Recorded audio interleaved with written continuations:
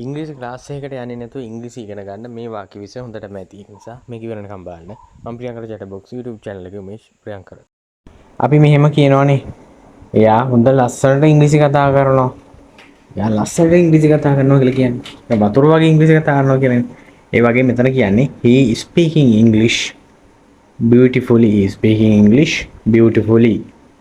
He is speaking English beautifully. එයා ලස්සනට ඉංග්‍රීසි කතා කරනවා. look at him. Look at him. එයා දිහා බලන්න. එයා දිහා බලන්න. එයා දිහා බලන්න කියලා අපි කියනවා look at him. එතකොට ඇය දිහා බලන්න look at her. Look at her. මගේ දිහා බලන්න look at me. You have to go by bus. ඔයාට යන්න වෙන්නේ බස් එකෙන්. ඔයාට යන්න වෙන්නේ නම් බස් එකෙන් කියලා කියනෝ නේද? ඔයාට යන්න වෙන්නේ බස් එකේ. බයිසිකලයක් නම් නෑ යන්න ගෙදර. බස් එකේ තමයි යන්න වෙන්නේ. You have to go by bus. You have to go by bus. ඔයාට එහෙම නැත්තම් වෙනස් කළකින් ඔයාට යන්න වෙන්නේ කාර් එකෙන් හැබැයි. කාර් එකෙන් තමයි යන්න වෙන්නේ. You have to go by car. You have to go by car. මට එහෙට ඇවිදගෙන යන්න පුළුවන්ද? ඇවිදගෙන යන තරම් දුරක තියෙන්නේ කියන කතාව තමයි අහන්නේ. මට එහෙට ඇවිදගෙන යන්න පුළුවන්ද? Can I walk there? Can I walk there? මට එහෙට ඇවිදගෙන යන්න පුළුවන්ද? ඔයා කැමති දේවල් කන්න. ඔයා කැමති දේවල් කන්න කියලා අපි අහනවා නේද? ඔයා කැමති දේවල් කන්න මොනවා හරි විශේෂ දෙයක් දිනවනම් ඔයා කැමති දේවල් කන්න. Do you like to eat them? Do you like to eat them? eat කියන්නේ කනවා කියන එකනේ. them කියන්නේ ඒවා. Do you like to eat them? ඔයා කැමති දේවල් කන්න. මම රැයට හැදුවේ කන්න ඉන්දියාප. මම රැයට හැදුවේ කන්න ඉන්දියාප කියලා කියන්නේ කොහොමද? I prepared string hoppers for dinner. string hoppers කියලා කියන්නේ ඉන්දියාප වලට. I prepared string hoppers for dinner. dinner කියලා කියන්නේ රැය කෑම වෙල කියන එක. ඒකට මම රැයට කන්න හැදුවේ ඉන්දියාප කියලා මෙන්න මෙහෙම තමයි කියන්නේ. ඔයාට බඩගිනිද? ඔයාට බඩගිනිද කියලා අහනව නේද අපි? කියන්නේ මූණෙන් දැක්කම පේනවා බඩගිනි වගේ. කෑනුම් අරිනවා. මේ වගේ වෙනකොට අපි අහනවනේ ඔයාට බඩගිනිද? Are you hungry? Are you hungry? ඔයාට බඩගිනිද? මම නම් හිතන්නේ ටිකකින් වැස්ස නතර වෙයි කියලා. මම නම් හිතන්නේ ටිකකින් වැස්ස නතර වෙයි කියලා. අපි කොහොමද ඒක කියන්නේ?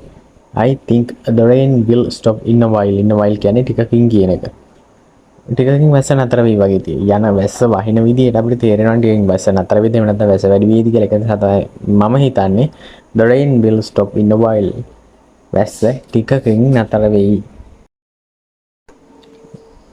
Do you have an umbrella?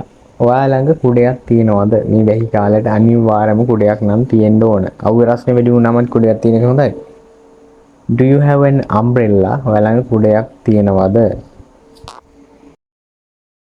It is raining heavily. It is raining heavily. Heavily කියලා කියන්නේ හයියෙන්ම කියන එක. හයියෙන්ම කියන එක. It is raining heavily. හයියෙන්ම වහිනවා.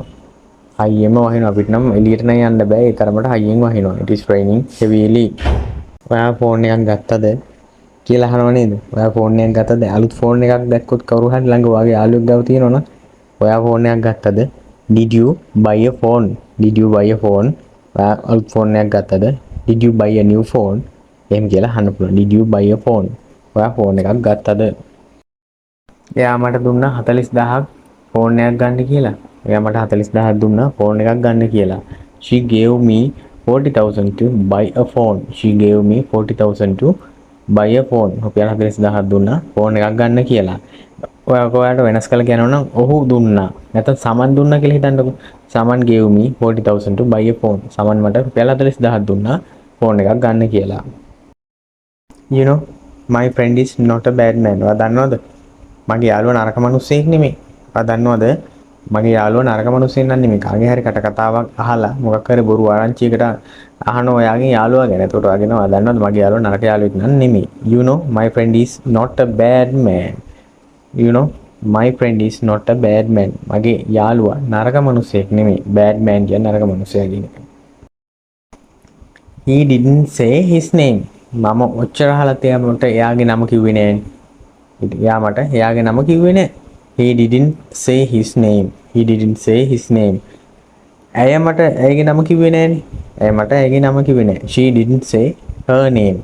She didn't say her name. I asked his name. මම ඇහුවා එයාගේ නම. මම එයාගේ නම ඇහුවා. ඒත් මට කිව්වේ නෑ කියන්නකෝ. මම එයාගේ නම ඇහුවා. I asked.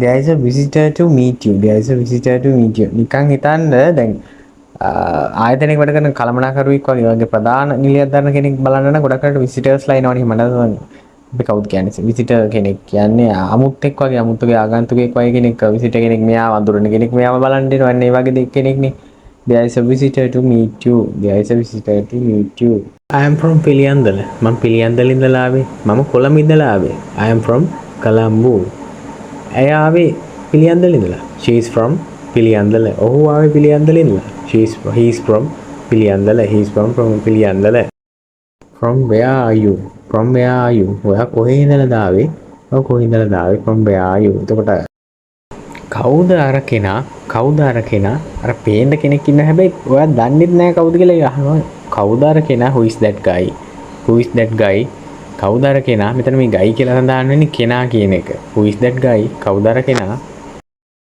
why are you here ඇයි ඔයා මෙතන මොකද කරන්නේ why are you here ඇයි ඔයා මෙතන අපි එහෙම කොහොමද අහන්නේ ඇයි යා මෙතන why is he here ඇයි යා මෙතන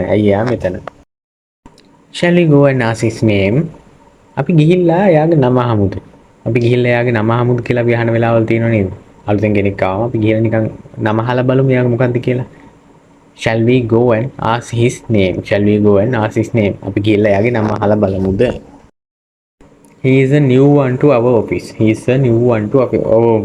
එයා අපේ ඔෆිස් එකට අලුත් කෙනෙක් he is a new one to our office අපි ඔකට කියන්නේ කොහොමද එයා අපේ ඉස්කෝලේට අලුත් කෙනෙක් he is a new one to our school